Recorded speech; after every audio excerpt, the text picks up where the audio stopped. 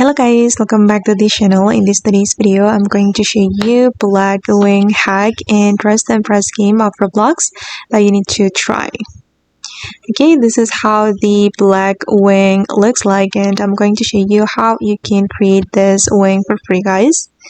Okay, I'm going to immediately show you the items that you need to put on to create the black wing. Okay, to create this black wing, you only need two items. The first one is this hair, and then you're going to change the color to black and choose toggle 2. And then you're going to do adjustment, guys. You can follow my adjustment. This is for the position, rotate, and scale. And you're going to combine it with this item, this headband item.